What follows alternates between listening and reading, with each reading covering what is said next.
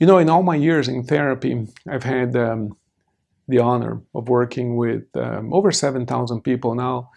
And many of those people have left an impression on me, I have to admit. You know, we therapists are supposed to be completely impartial, impersonal, detached, cool, collected, you know. And for the most part, I guess we come across that way to our clients. But every now and then, a session gets really difficult in some way. For instance, there are times when a person is describing a problem, but they come across very humorous. You know, they sound funny. And being a human being, I guess sometimes we laugh. We don't mean to laugh at the person, obviously, but sometimes it just sounds funny. I remember this week, and earlier in this week, a person was describing something to me, and she was quite serious about a particular problem with her sister, a lady. And but the way she said it was just funny. She just sounded really funny, you know. So I laughed, and she says, "What are you laughing at?" You know. And so I explained it to her. It just sounded funny the way you expressed it. And once I relayed it back to her, the way she said it, she kind of saw the humor in it and ended up laughing as well, because it did come out kind of funny, you know. And that's sometimes okay. Sometimes a person might feel a little bit offended, you know, because they feel that. But in other cases, you get emotional, and some of the situations that happen to people, you know, sometimes can be difficult. I understand that, you know. And this reminds me of a young man who came to see me, and he couldn't sleep. Now, what's really interesting about this, of course, medically speaking, there's really no way to continue living without sleeping, but, you know, he was a very, very, very poor sleeper. But in his case, he actually did this to himself intentionally. He medicated himself with all kinds of stimulants. He had 2 jobs that were very high tension sort of jobs to kind of keep the adrenaline going all the time, you know. And for many years, he told me, since about high school or so, and this had been about 10 years by the time he came here to the office. You know, he was 10 years out of high school. He had not slept very well at all. I mean, I'm talking like very few hours. I mean, this man was like in danger of basically collapsing out of lack of sleep. And yet he functioned under, you know, lots of stimulants of all types. And that, of course, created a whole bunch of other problems. And, you know, lack of sleep can be very devastating to a person. Make a long story short, he goes into hypnosis. This was not a one-session deal. This was work that took a long time, several weeks. But here's the gist of it, you know, here's like the summary of what happened.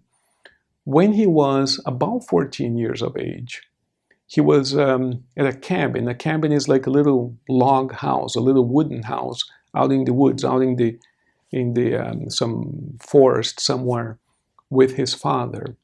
And being a teenager and all, you know, he felt sleepy. He went to take a nap. His father was repairing something on the roof, got up on a ladder, and the ladder fell, and the father was hanging on from the roof for a while calling his son, who was fast asleep. The son wouldn't wake up because he was asleep, you know. The father eventually got tired of holding on. He was up on this high roof. I don't know exactly the details. I wasn't there. I was in a different state.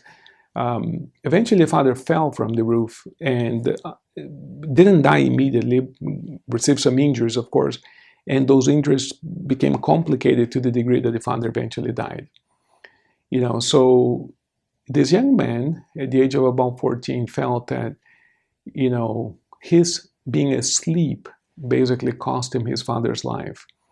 And although he remembered that his father died, it wasn't the case that he was unaware of this. He never made the connection that it was at about that time in his life that he quit sleeping well, because the process was not immediate. You know, the father dies and you basically don't sleep well tonight, tomorrow night, but it's because of the stress of the father's death. And anyway, that becomes a habit. Years pass, and now we rationalize, and we have all kinds of explanations, such as, well, to sleep is to waste time. I could just have another job at night, and on and on and on. All kinds of rationalizations.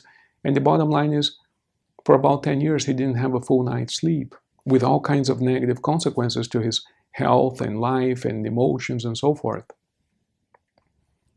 All he needed was to be able to forgive himself. It wasn't his fault. But apparently, from what he describes, the father called him and he just didn't wake up. Not because he was some sort of bad sleeper that couldn't wake up. It's just that the position, you just couldn't hear the founder's voice. He was in there sleeping, and the founder was hanging from the roof in another part of the cabin. So the point I'm making to you is that sometimes a person will call up and say, look, I don't sleep very well. I'm taking medication. I do this, I do that. And not even with medication can I sleep properly. Can you help us? And I tell people, most definitely yes. And I'm sorry if you're not sleeping well, because it's so necessary and so important, both for physiological reasons, neurological reasons, but also for spiritual reasons. It is during sleep that we connect with our souls and with the universe. It's important to sleep well. So perhaps something happened. Being a hypnotist for almost 20 years, when a person says, well, that's just the way I am, that's kind of something that we know not to be the case. Nobody just is like that.